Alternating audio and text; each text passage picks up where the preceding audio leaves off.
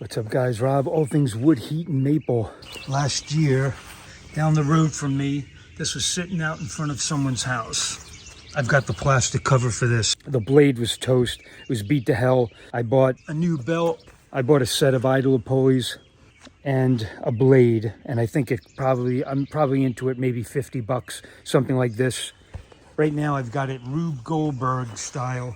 I'm trying to set the tension on this. I didn't have the right tools, so I just jury-rigged it. And what I'm doing now is I've got a field that really could be hayed if it was a hay field. I'm going to use this self-propelled mower. I'm experimenting with how high I have to have this up so I don't end up making my pants green. But I must say I'm impressed with a self-propelled mower. I've always used push mowers and not had self-propelled, and I figured out who needs it.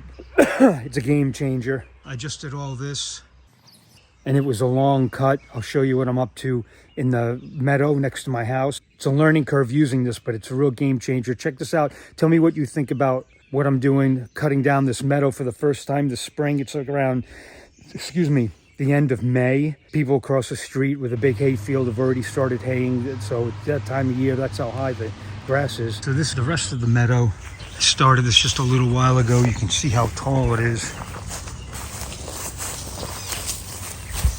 Basically, seed pods going to the tops of my knees. So here I go. See how long it takes me to finish this using the self-propelled mode. I've got a bungee cord on here, and before you freak out, I've got that bent. I just melted a nice little hole there.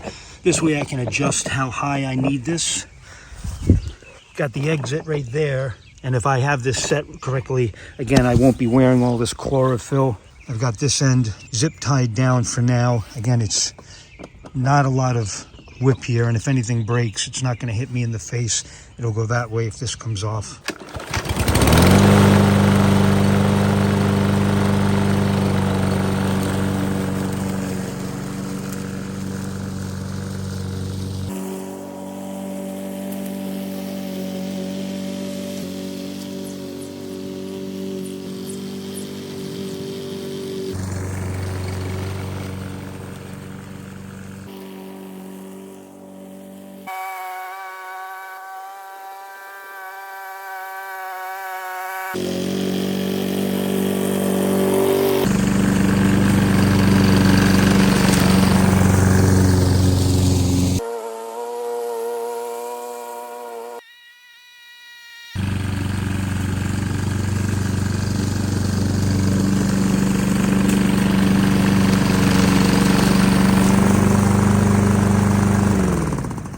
So that worked really well. I had to get a mask.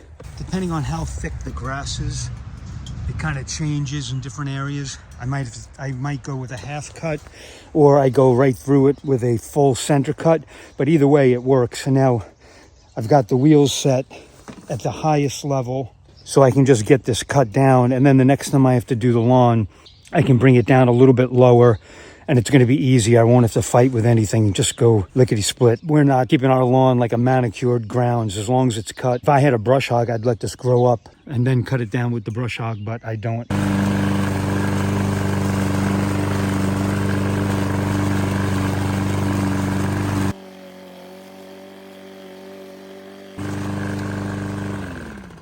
It worked really well. Let me know in the comments what you guys think. If you're thinking about getting a self-propelled mower, this is an old Husqvarna. I haven't figured out what the year is. I'm thinking it's got to be at least, 10 years old. Could be less.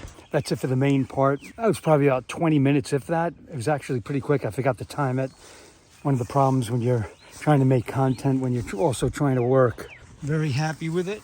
At this point, again, this is a free mower. Starts up usually by 1 or 2 pulls. I've got this bungee cord set up now.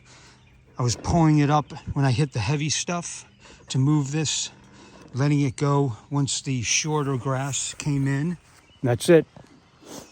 Thumbs up for self-propelled mowers.